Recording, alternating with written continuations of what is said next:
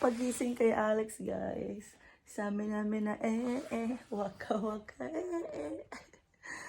At least, pagising niya, nakasmile siya. Kailangan ko siyang gisingin kasi malilate ako sa work ko kung hindi. Kaya kailangan magmadali tayo, Alex.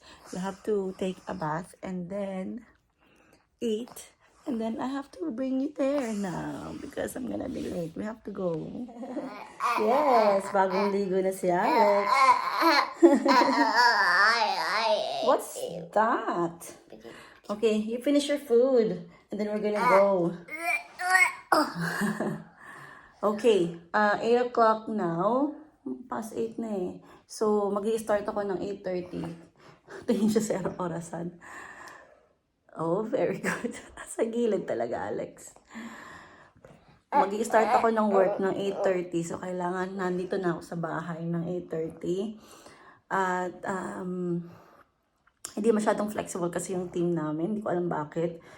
Pwede naman sana. Pero sa ibang team, flexible sila. So, I don't think na I would carry on doing this pag alis na ng pinsan ko. So, yung pinsan ko darating by October. And she's gonna stay with us for 6 months. And then after that, wala na akong childcare. Wala na akong kasama. And, very good, Alex. And then, since wala na naman akong kasama, so ang setup, magiging ganito na naman, pahirapan na naman. Pero mo, ginising ko talaga si Alex, natulog pa siya, pero ginising ko na lang siya kasi malilate ako. So, ginising ko na si Alex. 7:30 naman yung klase niya, pero anytime pa pwede naman siyang pumunta doon. So, kawawa naman tong baby ko pagka lagi na lang ganun. So, ang setup namin, mag-iiba pagkatapos nun. So, konting tiis lang, Alex. Konting tiis lang, yes. Pero by that time, pupunta ka ng reception, Alex, you have to go na early. So, that's gonna be in a year. So, you have to change your schedule. Okay. Hi, guys. So, teka lang. Power off yan. So, galing ako ng Tesco. At namili tayo. Ito ang diaper or nappy ang tawag dito ni Alex. Yes, naka-diaper pa rin siya. Bumili ako ng sandwich. Actually, this one is meal deal. Ilayo natin yung para medyo malayo. Yan. So, meal deal siya. I think, oh my gosh, magkano ba yun? $3.90. Nakalimutan ko yung i-print yung yung resibo. So, ang kasama nito, bili ko nga pala, barbecue chicken, bacon, and cheese. Tapos, lively lemon flapjack. And then, ang kasama niya is, eto. Nasaan na yun? Eto. Ayan. Coconut water. Actually, ito, maliit na to is 249. Mas, pag gusto nyo bumili ng coconut water na ganito yung tatak, bumili kayo ng malaking size kasi mas makakamura ka. Pag ganito, mas mahal siya. Anyway, dahil naka-meal deal siya, so, package na siya. So, ito yung main. Yes. Sa atin, parang lang siya, merienda, no? Sandwich lang. Ito yung main, snacks, tsaka drinks.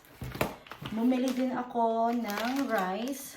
I know, meron pa akong rice sa ref namin, pero hindi ko alam kung ilang days na yun. At dahil na food poison ako last time, parang ayoko na siyang kainin.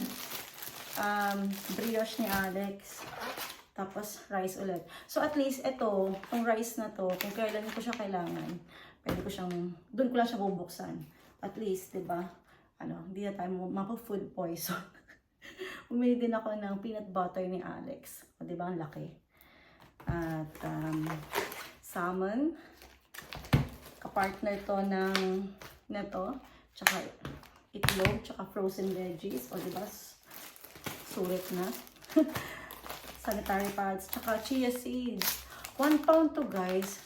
Nagmahal na yung chia seeds pa lang ngayon. Tagal ko nang hindi nakabili niyan. Tsaka porridge. So, itong chia seeds, sabi nung babae dun, chia seeds. Sabi ko, No, not chia, chia. Tapos sabi niya, what's the spelling? Tapos sabi ko, C-H-I-A. Sabi niya, oh, cha. Tapos sabi ko, so, cha pa ang pronunciation yan? Sabi niya, I think it is. Okay. Kala ko chia. Ewan ko, di rin siya sure. Pero, yun ang sabi niya. So, yan lang yung aking pinamili. And, sabi ko nga, nakalimutan ko yung resibo. Pero, nasa 20 plus yun. Makikita ko na lang mamaya sa aking card. Sa aking cellphone. Sa online banking.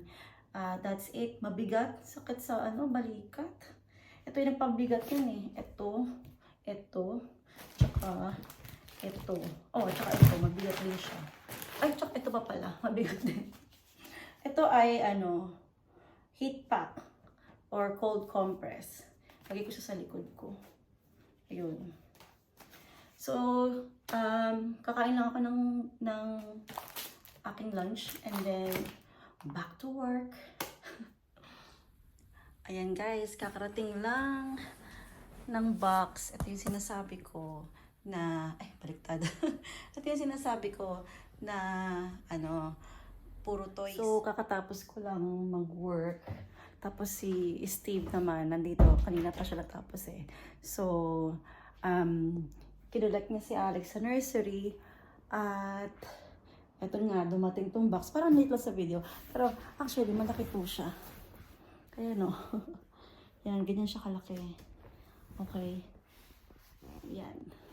Mukha lang siyang maliit pag malayo. Pero, yun nga. Ilang piraso ba yun? Nakalimutan ko na. Yung opening neto, I'll do it tomorrow. So, not today. And, ayun. Yun na muna, guys. Magla-log off muna ako sa aking computer. Guys, nagbago agad ang isip ko. I-open na natin siya para malaro na kagad ni Alex. Ngayon pag-uwi niya galing nursery. Ayan. Gusto ko makita rin yung reactions niya eh.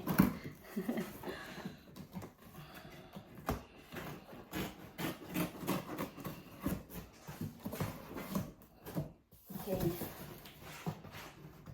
Dito na yan, maya-maya, ilang minutes lang kasi kanina pa yung sinundo ni Steve.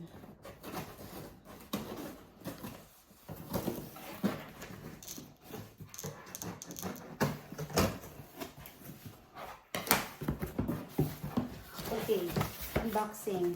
So, meron tayong welcome package. Welcome package. Welcome, envelope, note. Okay. Mamaya na yan. So, dito nga. Wow, ang daming mga abubot. I think kailangan ko niyan. Pag-solid. Okay. So, okay, yung iba, hindi nakabalot ng bag. Okay. Kulang to mayroon tong parang something cars for anything na natin. So, this one. Tapin natin ito sa record. Andiyan na sila. This one.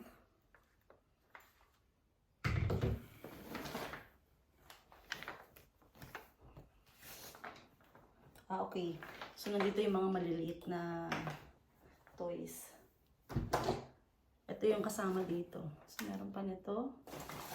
And lastly, ito. Ayan, guys. Tignan natin reaction ni Alex kasi nandiyan na sila. So, what do you think of the toys?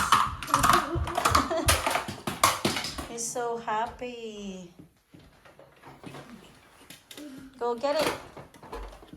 Okay, let's Daddy. I changed it. Alex, you should go this way. This way.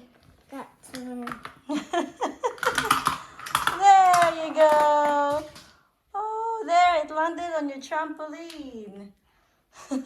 Baliktad ko lang. Nalito na siya. Go. Yay! Diba? Tuwa. At least, sa trampoline na siya nalalaglag. Oh. Ito yung isa sa mga laruan niya sa Whirly.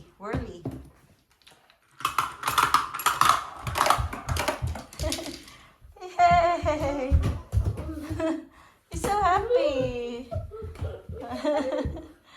You're so happy, Alex.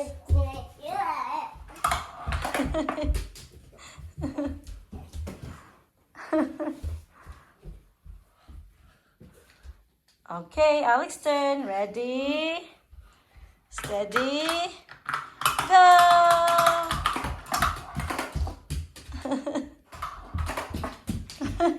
Jump, jump. Oh.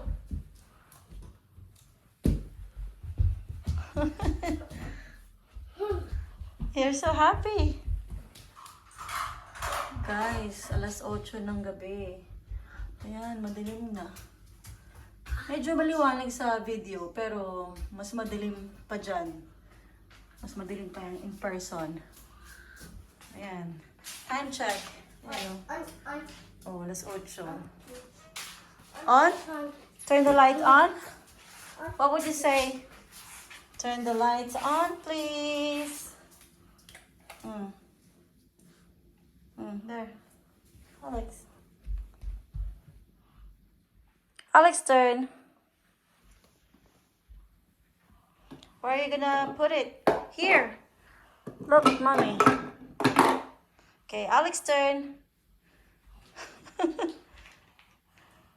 No, not the cars.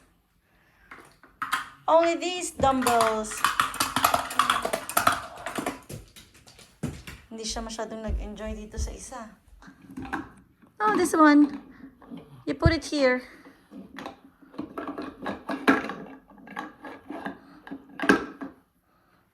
Wow. Oh, how about the other one? Mas interested siya dun sa isa. Mas interested siya dito. Mas nagwagi talaga itong isa eh. I like it more than the other one. You don't want to play with the other one.